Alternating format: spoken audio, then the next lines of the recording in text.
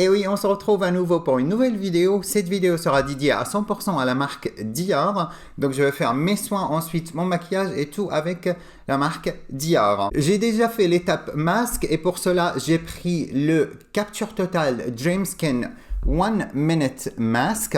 Donc c'est un masque peeling doux, rénovateur de peau, si on peut dire ça. C'est masque préfecteur jeunesse, effet peau neuve. J'adore ce masque, il est vraiment nickel. Un peu cher, mais il est vraiment très bien. Comme la plupart des produits Dior, je tiens à préciser. Pour le sérum, je prends le Capture Youth Plump Filler. Donc c'est un sérum hydratante répulpante. J'aime bien ce sérum, il est vraiment très très bien. Il s'étale super bien. Et je pense que j'ai mis énormément beaucoup. Donc on va le rapporter au cou. Donc avec ce sérum, on a un résultat immédiat. Ce qu'on voit, c'est il lisse le grain de la peau. Le seul négatif qu'on peut dire sur ce produit, que il y a un peu de silicone dedans. 2, il est trop parfumé. Mais moi, j'aime 1 et 2. Le silicone, ça lisse le grain de la peau. Et le parfum, ça sent très bon. Pour mon contour des yeux, je vais prendre le Hydra Life crème sorbet yeux Pro Jeunesse.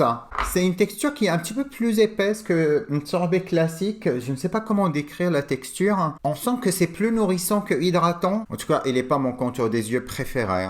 Et chez Dior, il y a le Hydra Life en pot comme ça. Et il y a le Hydra Life en tube. Et je préfère largement le tube sur le pot. Je trouve qu'il est beaucoup mieux. Je vous mettrai une photo ici, si je trouve quelque part ici. Voilà. C'est bizarre, j'ai les yeux qui rougissent déjà. I don't like that. Pour mon crème de jour, on va prendre le Capture Youth Age Delay Advanced Crème. Donc c'est une crème antioxydant pour signes de l'âge retardé. Je passe maintenant à la base.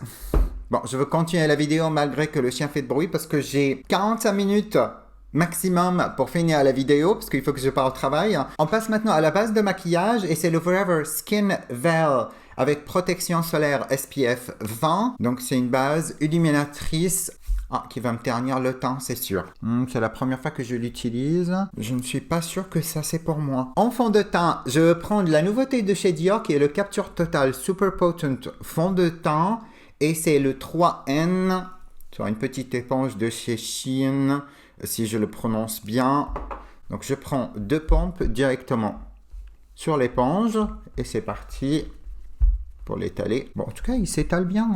2 pompes et certainement pas assez pour faire mon visage. Il n'est pas assez couvrant. Je ne sais pas si vous avez jamais essayé les éponges de chez Shein qui coûtent des centimes. Moi, je l'ai pris, ça m'a coûté 50 centimes. Je regrette pas du tout. J'achèterai plus jamais un Beauty Blender à 20 ou 21 € pendant qu'il y a ça dans le marché. Elle est souple, elle est ultra souple, très agréable à travailler. En tout cas, il est un peu clair sur moi, mais je pense que je peux corriger ça avec... qu'est-ce que je voulais dire? Poudre. Au bronzer, pardon. C'est un Dior Forever Skin Correct. Et je suis dans la couleur Warm Peach de WP. Et je prends pêche parce que ça va annuler les bleutés de mes cernes. Donc il fait partie des anti-cernes que j'utilise assez régulièrement quand même. Il est ultra couvrant, mais il marque un petit peu le contour de l'œil si vous avez des ridules. Normalement, je n'utilise pas le 2WP, j'utilise le 3WP. Mais comme aujourd'hui, mon fond de teint était trop clair sur moi, je me suis dit, je fais mieux d'utiliser quelque chose de plus...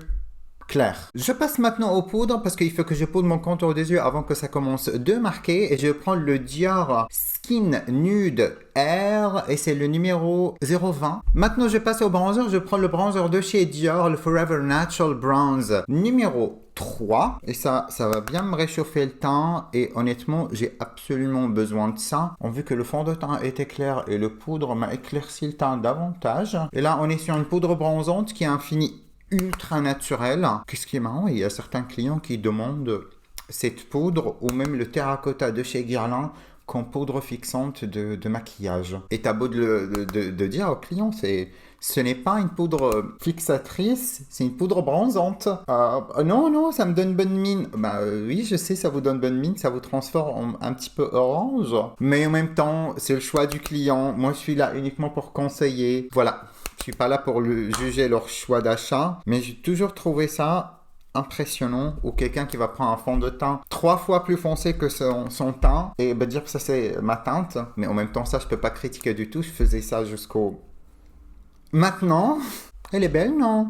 J'adore cette poudre, elle est bien. Je prends pour le highlighter le Dior Forever Skin Illuminatrice, ou poudre illuminatrice, je sais pas le nom, il est très très long, et c'est le numéro 2. Et maintenant, je passe au blush, le 028 Actrice Satin. Comme j'ai dit, même si le chien fait de bruit, je veux continuer parce que j'ai pas le temps d'attendre que le chien arrête de faire de bruit. Donc, je suis vraiment désolé. Oh, je pense que ça, c'est trop rosé pour mes cheveux. Je vais aller faire mes sourcils et je vous retrouve juste après. Bon, si j'avais le temps, j'aurais fait mieux que ça parce qu'avec ces produits-là, c'est le Dior Brow Styler et j'adore ce produit pour faire des petits faux poils. Il est vraiment très très beau. Mais comme j'ai pas beaucoup de temps, j'ai pas le temps de perfectionner mes sourcils. Donc pour aujourd'hui, ça va être comme ça. Et honnêtement, ça me dérange pas du tout. Lui, il est un petit peu plus arqué, mais c'est ultra naturel. J'adore. J'adore ce produit. Il est vraiment nickel. Pour les yeux, on va partir avec quelque chose de très très simple. Donc je reprends cette mini palette de chez Dior où vous avez 3 fards à paupières, un rouge à lèvres et un baume. Je prends un pinceau plat fluffy. Et je prends la couleur plus foncée. J'avais peur qu'on va pas voir la couleur parce que dans le pan, j'étais pas sûr. Oh pardon, sur le pinceau, j'arrivais pas à attraper beaucoup de produits. Mais là, ça va. Donc j'applique sur le coin externe et je le tire vers l'extérieur avec ce qui reste sur le pinceau. Je ne remets pas le pinceau dans le produit. Pinceau propre et je veux estomper la couleur avec des mouvements circulaires et vers l'extérieur. Je ne veux pas trop me tarder à faire ça. Parce qu'il faut que je pars dans 20 minutes. En tout cas, il se travaille très facilement. Hein. Il est... J'aime beaucoup cette couleur. Hein. J'aurais pas pensé que j'aimerais tant, mais j'aime beaucoup. Avec le même pinceau, je prends la couleur au milieu et je l'applique juste à côté et superposer les couleurs comme ça au milieu pour peaufiner en dégradé. Je prends le même pinceau parce que ça me permet comme ça de tourner le pinceau et retrouver l'ancien couleur, c'est plus facile pour moi. Il est beau, hein. J'ai une miroir ici, je sais pas pourquoi, je regarde loin. En plus, je voyais rien. Ah, il est très beau de près, hein. J'adore. Je prends maintenant le 843, donc la première couleur que je veux appliquer avec l'applicateur. Il est légèrement irisé également. Toutes les couleurs sont irisées, donc oui. C'est mon mois préféré. Je suis pas habitué à mettre des couleurs assez froides et ça m'en semble un peu bizarre, mais en même temps j'aime beaucoup. Et je laisserai mon ras de cils inférieur nu comme ça. Je trouve qu'il est beau. Je vais faire l'autre œil et je reviens tout de suite. Et me voilà de retour. Finalement, j'ai ajouté un petit peu de fard au ras de cils inférieur. Pour les lèvres, je commence avec le crayon contour des lèvres 593, qui est un beige nude. C'est un très beau crayon. Hein. J'ai crayonné le contour des lèvres et j'ai rempli un petit peu. Et maintenant, je prends le Liquid Forever numéro 100. C'est le plus clair de la gamme. Quelle beauté cette couleur. Vous savez qu'est-ce que j'ai oublié? J'ai oublié d'appliquer mon mascara. J'avais appliqué le Dior Maximizer 3D, base de mascara, mais j'ai oublié le mascara. Donc je vais aller appliquer le Dior Show Iconic Overcurl en waterproof. Il est dur à travailler quand même. Est-ce que parce que j'ai mis la base avant? Je pense que c'est la base qui m'empêche à bien travailler la matière. Vous voyez qu'est-ce que j'ai fait? C'est parce que le mascara me stresse. J'ai 2 glosses à découvrir. Non, lui il est beaucoup trop chaud. Je prends le Dior Addict Stellar Gloss 630. Et voilà désormais un visage 100% Dior est terminé. Est-ce que c'est mon maquillage préféré de tous les temps? Non. Est-ce que c'est mon maquillage le moins préféré de tous les temps? Non plus. Non, honnêtement, dans les produits que j'ai utilisés, il y a les produits que je me vois utiliser tous les jours et d'autres je ne toucherai plus jamais, je pense. Exemple, le contour des yeux, je ne suis pas le plus grand fan ni de texture, ni de comment il se travaille. Le liner également, c'est un non pour moi. Je n'aime pas vraiment la façon qu'il se travaille, donc il n'est pas pour moi. Et cette base de maquillage, c'est un non. C'est un non pour moi, c'est pas adapté à ma type de peau. Et ne donne pas le résultat que je souhaite. Et elle m'a terni un petit peu le temps. Donc, si vous avez la peau plus foncée que la mienne, vous pouvez jamais s'en servir de ce produit-là. Il est fait vraiment pour les peaux claires. Je dirais même très clair. Mes coups de cœur, c'est les crayons à sourcils Brow Styler. Yes, 1000 fois yes, ils sont très jolis. Les crayons pour les yeux, que ce soit le beige ou que ce soit le noir.